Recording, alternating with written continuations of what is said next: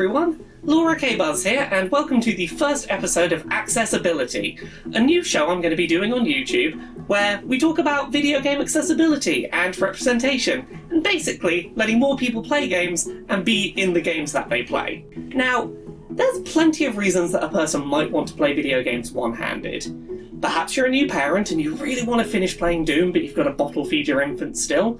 Maybe you're a person with a disability and you don't have use of both hands, or you can't use both of them for gaming, perhaps. Or maybe you're that one person out there who, for some reason, bought Cooking Mama Cookstar, don't do it, it's not a good game, and thought, I'll play this cooking game with one hand and make the recipe with the other hand. I'll do both at once. That'll be a great idea.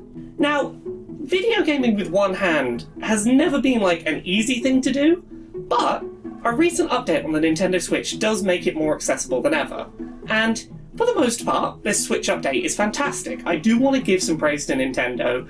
They have made playing games one-handed probably easier, on the whole, than any other console manufacturer.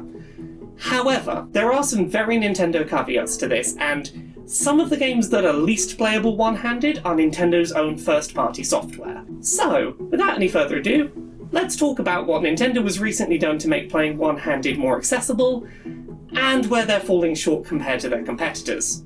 Around 6 weeks ago, in mid-April 2020, Nintendo released a firmware update on the Switch which, among other things, added the ability for players to remap controller button inputs on a system level. Players can select a first-party controller, select each physical button and stick input, and tweak which button or stick appears to have been pressed instead. The update wasn't as bare bones as people might have feared either. Players can save up to 5 different remapped button layouts per controller, meaning that if you need different button layouts for different games, you don't have to recreate your custom button layouts every time they need changing up.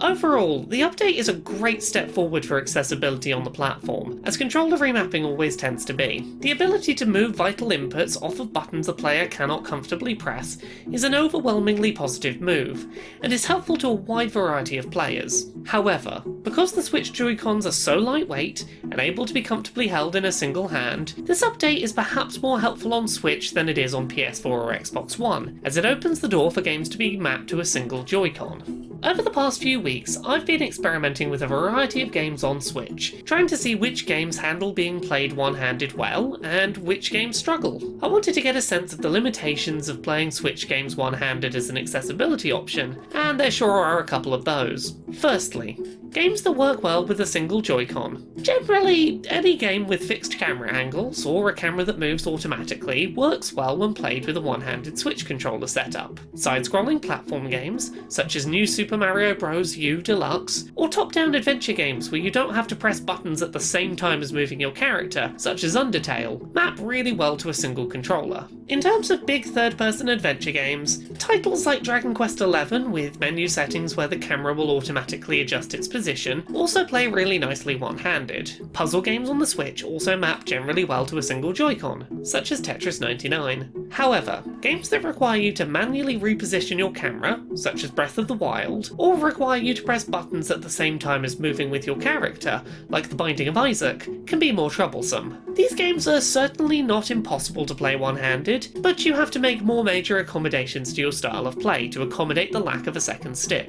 It would help if there was an option to map a held button so that it changed which stick was being emulated, allowing for movement and camera aiming on a single stick, but for now players will need to rely on games creating good camera angles for them. On the whole, I was really impressed with how easily most of my Switch library could be remapped to a single controller. Sure, a few games required a bit of mental relearning, but it was usually possible to find some control scheme that would work, so with a single controller, you could play the game as normal, or at least most of the core functions of the game. While Nintendo should be commended for taking this valuable step forward into making their games more accessible to more people, there is one aspect of Switch games that cannot be remapped, and it mainly impacts Nintendo's first-party software.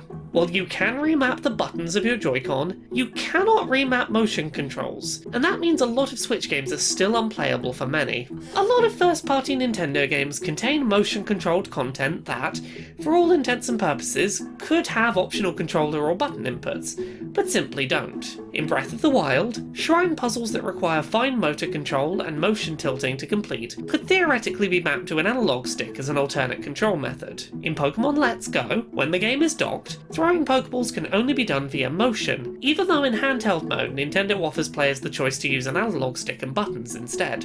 Most of the minigames in Super Mario Party use repeated waggling as essentially a repeated button press, but do not give players the option to use buttons instead, if that's easier for them. Many of Nintendo's first-party titles feature at least one gameplay element which requires motion control to properly function, and these moments usually do not have an option to switch to button inputs, for players with chronic pain issues that will be exacerbated by motion controls. We're not talking about games recreating one-to-one motion. I understand that can't always be remapped, but the inability to replace basic waggling motion controls with button and stick inputs puts a hard limit on how useful button remapping on Switch can be. Nintendo has a real fascination with making motion controls a mandatory part of experiences, even in use cases where button and stick alternatives are easy to imagine. Until the company decides to let you press a button in Let's Go to throw a ball when docked, the same as it does in handheld mode, the ability to remap controls won't be enough to help some gamers play all of Nintendo's first-party software. While the single Joy-Con is a comfortable controller to hold one-handed,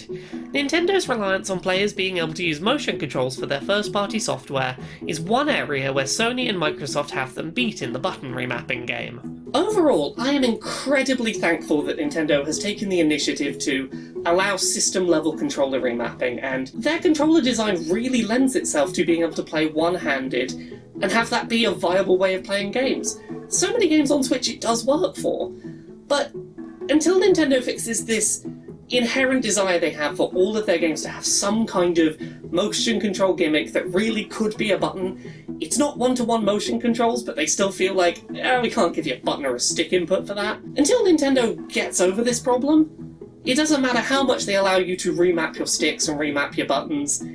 Some games just aren't going to be playable for everyone on the Switch. I feel like Nintendo, just learn from your mistakes. Let me press A to throw a Pokeball and let's go. It's not that difficult.